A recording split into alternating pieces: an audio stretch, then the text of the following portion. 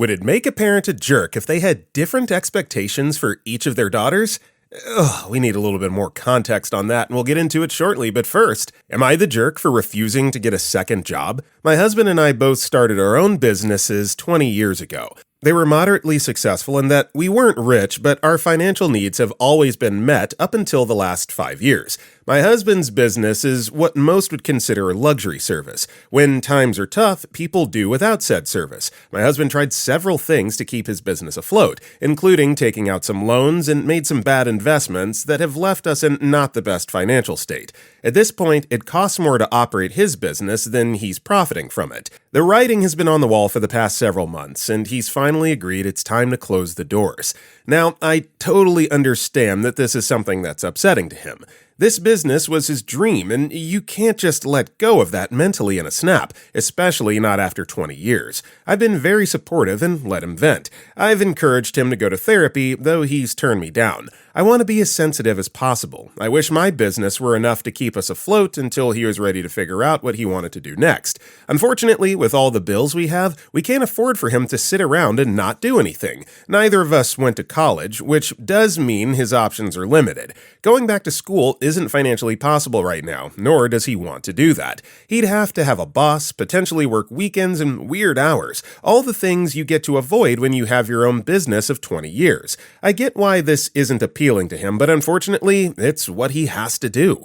My husband has really pushed back on getting a new job. I've tried to be as sympathetic as possible, but again, we can't afford for him to sit home all day. We've talked about it several times. I show sympathy and empathy. I, again, tell him to seek therapy. It always ends in an argument where I'm told I'm being unreasonable. The other day, my sister-in-law, his brother's wife, came over to talk to me. She spoke to me as if I were 5 years old and said I needed to give him a break. She said that I cannot expect him to go back to having a boss after 20 years. She suggested that I get a second job. With the hours I work, I'd never get to see my kids or husband at that point. I said I'm not going to do that. If my business went under, of course I'd go and get a different job, but it's unreasonable for everyone to expect me to work all these hours while my husband does nothing. His help with the housework and the kids has dropped since he had to close the business, so I doubt me working would change that, so I'd be working 7 days a week, plus all that. My sister-in-law just kept telling me that this is a sacrifice I should be making and that I'm being unreasonable. Everyone else seems to agree, including my husband.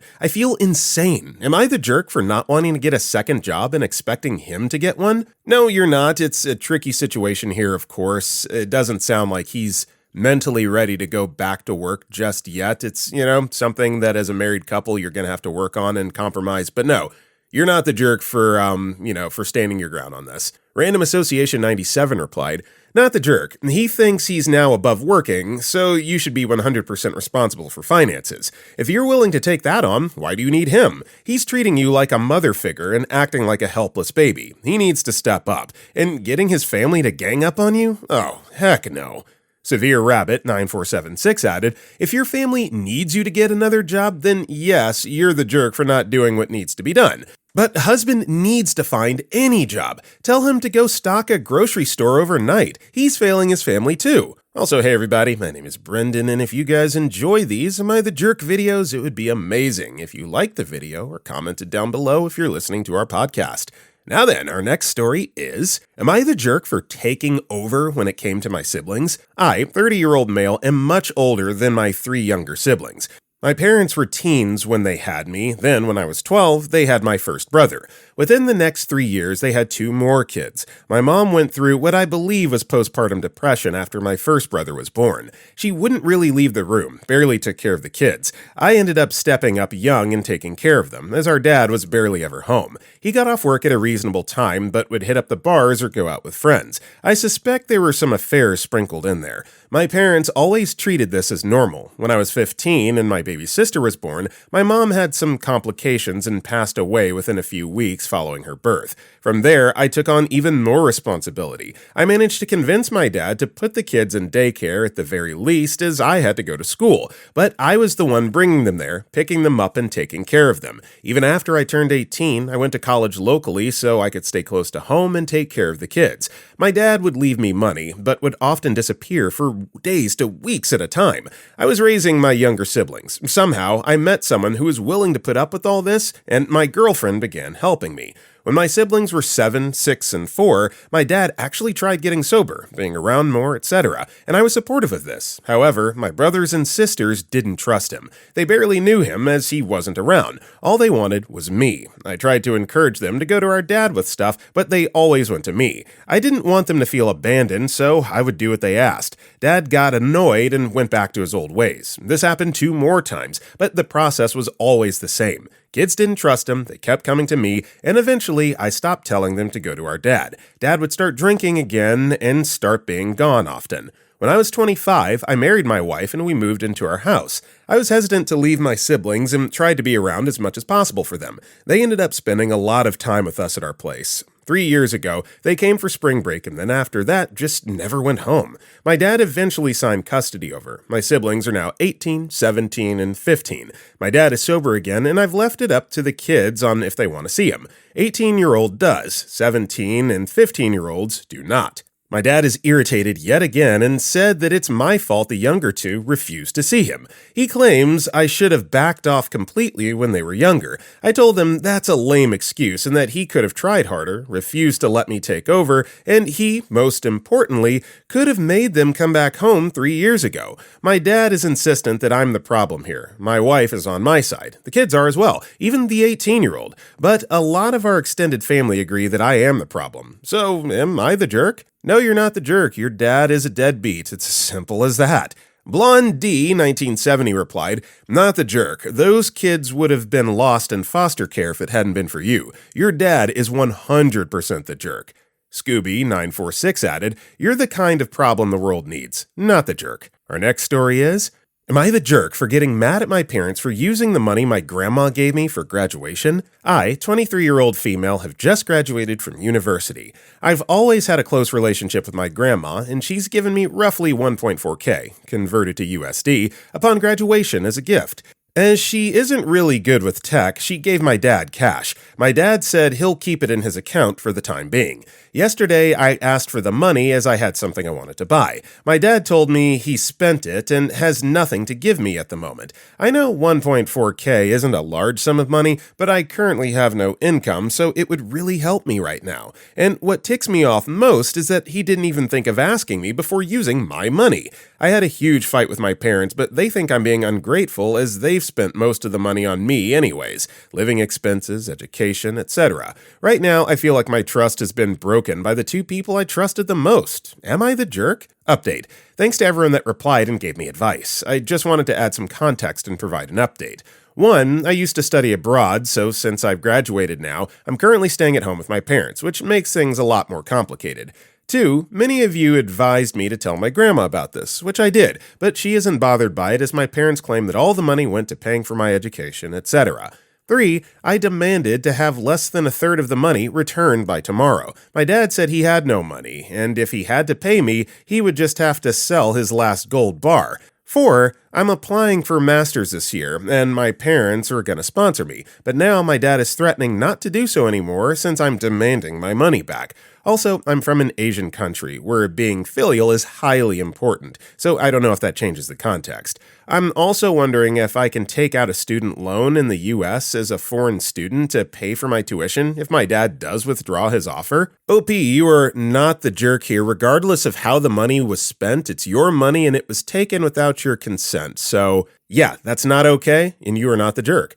Infamous Project 365 replied, "Not the jerk. Tell your grandma your dad stole your graduation gift." Sneaky Artist 007 replied, "You are the jerk. They're going to sponsor you for your masters as well. Grow up." Our next story is, am I the jerk for asking my husband to cancel our anniversary trip to Everest? I got married recently and my husband is an amazing soul. He's very thoughtful and loves to show love with small presents or acts of service.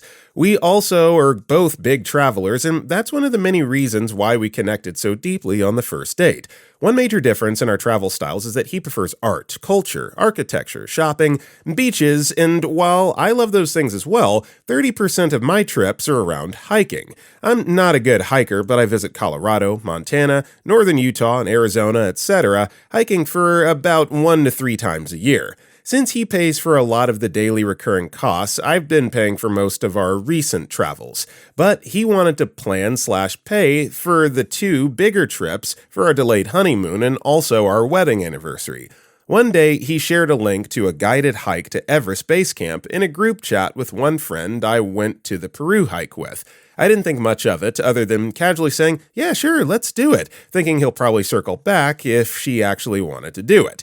For context, my husband's longest hike has been around 4 to 5 miles, at maybe 8,000 feet elevation. He's reasonably in shape as we go to the gym together 5 times a week and do HIIT classes, but he does not do anything for endurance training or focused cardio. Well, fast forward to last month. He told me he paid for the $800 per person deposit. I was surprised that it cost so much since I haven't done research on the tours, and so I start researching. Then social media algorithms pick up my interest in Everest and started me down the rabbit hole of people dying on Everest. Summiting, not base camp, but it's still creepy. And also the 1,000 folks stranded just trying to reach Everest Base Camp. Apparently, a few hundred people die on Mount Everest each year. While summiting versus reaching EBC is very different, the recent news of folks being stranded on the mountains while just trying to reach EBC is not helpful. Plus, husband hates camping. No showers, bad food, when his head is rained on, and also gets low blood sugar if he doesn't eat a snack first thing in the AM. The hike to EBC is an 8 to 9 day hike at a very high elevation, in the cold, with cold pizza and fried rice, and suboptimal showering and sleeping conditions. My husband got majorly hurt that I showed him videos of people dying, people having a bad time on the hike. He took it as an affront to his planning skills and his fitness levels since he wanted to plan a trip that has personal childhood meaning to me. My parents used to collect plant samples in the Himalayas when I was a kid, and also share something romantic with me in a sport I enjoy doing. The EBC hike is very, very, very different in terms of endurance, food logistics, and more than the Peru hikes, though, and I just feel like with his preferences and physical condition, we shouldn't chance it. Now he's hurt because he spent $1,600 and I just insulted him, basically. I don't really want to go after doing a thorough research. Am I the jerk? I get both sides here. I'm going to go with nobody's the jerk. I mean, he made a very thoughtful gesture to basically appease something that is meaningful to you, but you're also right in your precautions. I mean, it is a dangerous hike even to the summit. So, again, I get both sides. Nobody's the jerk. Cardamom Mountain replied, "You're exaggerating the risk here. It's not summiting Everest. The base camp trek is not dangerous in the slightest. It's just long because you go slow to acclimatize. The snowstorm last week was a freak event, not the norm. The food and accommodation at tea houses is also really good. It's a guided tea house trek with hot food included. It's good food if you like Nepali food. There is no camping. You're the jerk. It was a really nice gesture considering he isn't as into hiking, and you should go. It will be amazing." Equation Girl replied, "Not the jerk. Going to Everest is not like most hikes. It requires serious training and preparation because of the high altitude. Yes, he tried to be helpful, but come on. The guy doesn't like camping. What does he think Everest Base Camp is? A 5-star hotel? Canceling is the safest and most financially sensible option because you've looked at how much the whole trip is going to cost. It's a lot more than $800 per person." Our next story is, am I the jerk? Am I the bad guy for yelling at my parents and telling them that they lost the little trust I had in them? Hello, Reddit. This is the first time I've posted something here, but I think I need to vent in an outside opinion. To put them in context, I'm a young adult, 22, who lives with my parents, mostly because I can't find a good place to live, and by good place, I mean cheap. Now, starting with this, a few hours ago, I had a big argument with my parents because they asked me to lend them my cell phone to check something. I confidently gave it to them, and when they returned it to me, it turns out that they put parental control on me. They left me an account that they were going to manage. The problem is that on my cell phone, I have the university email where I send my assignments. So when I discovered it, I had a fit of anger and started yelling at them and demanding that they remove it since the U-mail is no longer there. After a while, they removed it, but when I saw that they no longer let me access the university email, I yelled at them again, telling them that they had just lost the little trust I had in them. Now my dad is angry and my mom is holding back tears, so I would like an outside opinion to reflect. Am I the bad guy in the movie? By the way, to clarify why they wanted to put parental control, there are two reasons. One, a wave of kidnappings broke out where I live, and two, my mother is paranoid that homosexuals want to infect the healthy ones, and she has a suspicion that I'm homosexual. I'm bisexual. Not the jerk. You'd think that you were 12 years old, not 22 years old, by the way your parents are treating you. Parental lock on your phone, and they lied to you under false pretenses. They didn't even tell you that they were going to do that, so no, not the jerk. Black Fenrir replied, "Not the jerk, you're an adult. Them putting parental control on a 22-year-old's phone is ridiculous. See if you can't stay with a friend for a bit. Getting parental control removed shouldn't be too hard." Ancient Feedback 405 replied, "Everyone sucks here. You don't yell at your parents for something so trivial.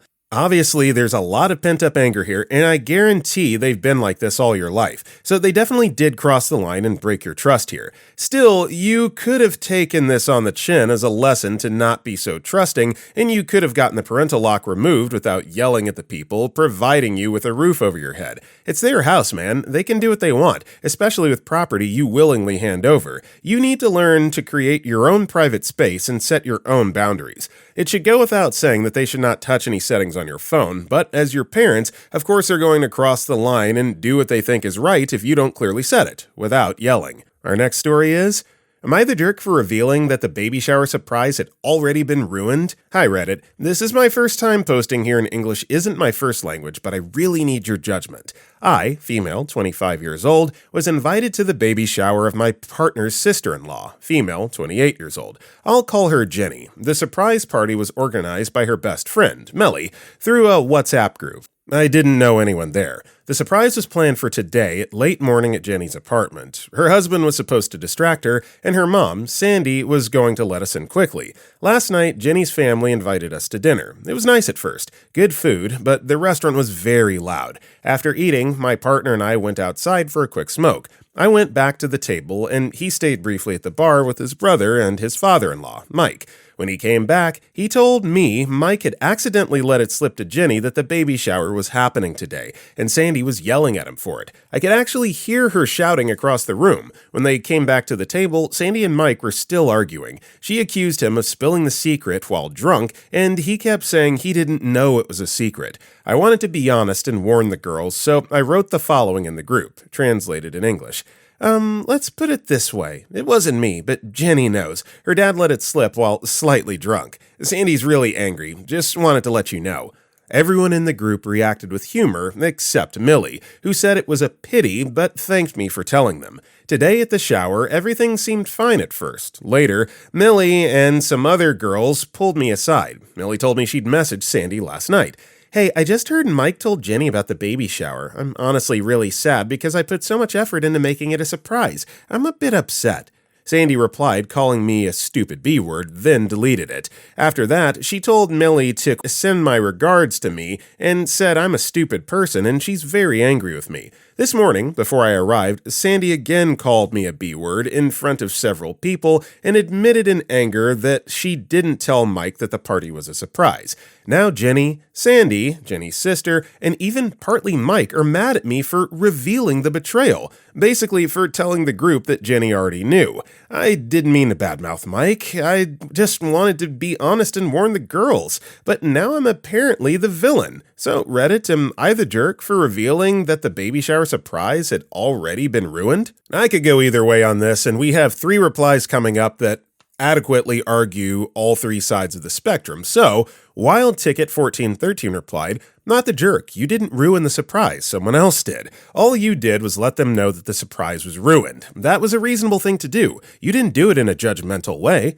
And Susie Katz replied, "Everyone sucks here. I don't think Sandy has the right to be upset since it's technically her fault the surprise got ruined. That being said, I don't think you needed to say anything. Jenny may have wanted to play it off like she didn't know so her friends could still have the surprise. She could have let on after the fact if someone asked her if she knew. Feels like you just wanted to stir the pot."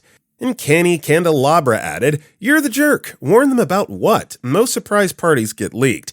Everyone goes through the motions anyway, and the person acts amazed. This wasn't your story to tell, and it wasn't about you, so no need to say a thing." Our next story is, "Am I the jerk for telling roommate that she can no longer use my microwave?" I, 18-year-old female, have a roommate, also 18-year-old female, who, to put it nicely, is lacking in what I would consider to be common sense. There are several things I had to explain to her when we moved in, like how to do laundry, how to use her detergent, how much, which buttons to press on the machine, how to use the space-saving hanger she got. She didn't know how to iron her clothes, and I had to do it for her. She constantly complains about not knowing how to do things because her mom did it for her, and no, she's not an only child. When we first moved in, neither of us had a microwave. I ended up getting mine at a giveaway on campus. I couldn't really afford to get one. When she first asked to use my microwave, I was kind of hesitant but said yes at the time because I didn't have a solid reason to say no. Now, whenever anyone borrows or uses my stuff, I want them to ask each time so I can keep track of who's used it and when. I guess she assumed that when I said yes the first time, it meant yes for whenever. It did not. She's used it several times without asking, and always in the middle of the night, around 2 to 3 a.m. when I'm sleeping. I have 8 a.m. classes all week, so I usually try to sleep before 11. Every time she uses it, the sound, smell, and noise wake me up, and I have a hard time going back to sleep. But what really made me put my foot down was about a week ago. She comes in around 2 a.m. in the middle of the week and uses my microwave, waking me up. I try to go back to sleep, but I start to smell something god-awful. Imagine burning gasoline. Not only was the smell horrible, but it was hard to breathe, too. I turned my fan on, to no avail. The whole room smelled like that for 2 to 3 hours, even under my blankets. I was struggling to breathe and fall asleep, yet the whole time roommate was unfazed. Just when I thought the ordeal was behind me, I went to use the microwave the next day, and lo and behold, the smell came back, except it was in my food that I ended up having to throw away. Turned out, roommate had microwaved her food in its styrofoam container. If you don't know, heating styrofoam is very dangerous. Not only is it highly flammable, it releases several toxic gases when heated, including methane, which is probably what I ended up smelling. Because my microwave is small and the container she heated it in went wall to wall, some of the styrofoam is probably still in the vents. Even though the smell had gone when I went to heat my food again, the gases came back and got in my food. Before I realized where the smell was coming from, I ended up eating my food and getting very sick as a result. This also prevents me from using my microwave until I can get it cleaned. I told roommate she can no longer use my stuff, and when I explained, she again said she didn't know she couldn't microwave styrofoam and that she's done it before. She didn't really apologize for poisoning the both of us, and now I don't really want her to use any of my other stuff either. Am I the jerk? Nope, you're well within your rights to set this boundary. I mean, using it without asking, okay, but using it also in the middle of the night, like 2 to 4 a.m., absolutely disrespectful, so no, not the jerk. We got another user that replied, not the jerk, and she owes you a new microwave. I wouldn't play around with melted styrofoam in my food. And Nadrill replied, everyone sucks here. She's dumb as bricks, but also college roommates generally share appliances, even if one person or the other owns it. I find it incredibly weird if I had to ask permission every time to use a microwave, of all things. Our next story is, am I the jerk for not wanting my in-laws to stay with us more than once a month? I live in a suburb of a large city. My in-laws live about 3.5 hours south in a small town. They come up often for doctor appointments, shopping, or just to play. Sometimes there's a month between visits, but sometimes it's literally every weekend. I love my husband and my in-laws, but I hate feeling like our home is a hotel. They can afford a hotel, but prefer staying with us. My mother-in-law loves to cook, and I used to feel pressure to cook big meals so I wouldn't look lazy. But now I just tell my husband to suggest takeout because I'm tired of hosting. I also compulsively clean before they come, which drives me crazy. Our house is nearly 5,000 square feet, and I deep clean everything, baseboards included, because I can't stand the thought of them seeing dirt. It's self-imposed and ironic since their house isn't spotless, but I can't let it go. My husband helps, but he rushes, and I feel bad complaining since at least he's helping. This constant open door policy has become a major sore spot in our marriage. Having my mother-in-law, father-in-law, and 2 sister-in-laws stay so often makes me feel like it's not even my home anymore. For context, my parents live 20 minutes away and visit often, but they don't stay overnight. They come for a few hours, bring food, help clean up, and even help with the house projects. My in-laws, on the other hand, just drop their plates in the sink after dinner to help. My husband does help me clean up after dinner, but I always feel like the rude one for taking him away from them.